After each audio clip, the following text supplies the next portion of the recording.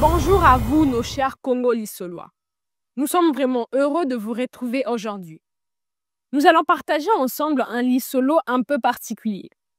Réfléchissons à la question des couleurs de la robe de mariée et à ce qu'elles disent de nos traditions, de nos héritages et de nos choix. Depuis près de 2 siècles, la robe blanche règne au maître sur les mariages. Imposée comme un standard presque universel, mais savons-nous vraiment pourquoi? Ensemble, revenons sur cette histoire. En 1840, la reine Victoria d'Angleterre a épousé le prince Albert en portant une robe blanche. Ce choix a immédiatement lancé une mode parmi les élites et s'est diffusé jusqu'à devenir la norme presque incontournable que nous connaissons. Rapidement, les religions ont récupéré cette symbolique en y greffant l'idée de pureté et de virginité. Le voile est venu renforcer cette image, transformant le mariage en une scène où la femme devait prouver son innocence.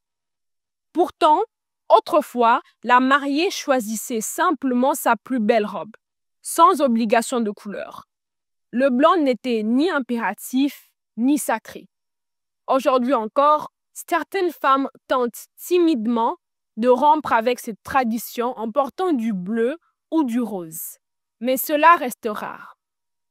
Et nous alors, que faisions-nous dans nos sociétés noires africaines avant cette influence occidentale?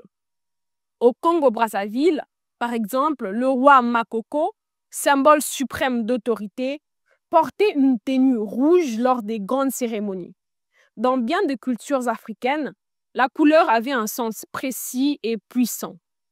Le noir et le rouge étaient réservés au sacré, à la vie et à la puissance, pendant que le blanc était porté pour les funérailles, associé au départ, au deuil. Nous pouvons donc nous poser ensemble cette question. Si les Occidentaux nous avaient dit de porter du rouge ou du noir pour le mariage, l'aurions-nous fait sans réfléchir? Pourquoi acceptons-nous si vite le blanc comme unique option?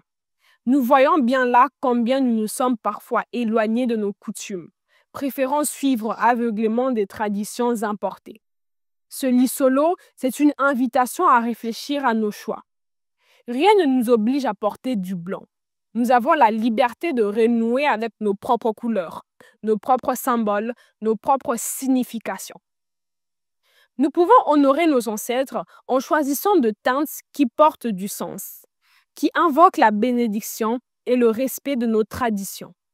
Soyons fiers de notre héritage et donnons-lui la place qu'il mérite, même dans nos plus beaux moments comme le mariage. Nous vous remercions pour ce moment passé ensemble, pour votre écoute et votre fidélité précieuse.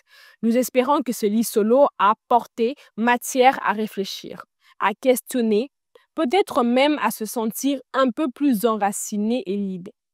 Continuons de nous interroger ensemble, de nous rapprocher de notre histoire et de nos vérités. Nous vous invitons à nous retrouver très bientôt pour un autre lissolo, toujours plus chaleureux et complice. À très vite pour un nouveau lissolo. All the African News Show. Stay tuned for Black history, society, and culture. Want to be entertained with more Black trivia and much more facts? Well, this is a place to go. Hey, did you know the first computer was made by a Black person? No, I didn't know. Where'd you find out? Congo Lissolo, where you can find more information like this and much more. Make sure to check out the Your Space section, where you can put your own publications, events, ads, and even your thoughts. Want more information? Go to www.congolisolo.net. Congo Lissolo forever.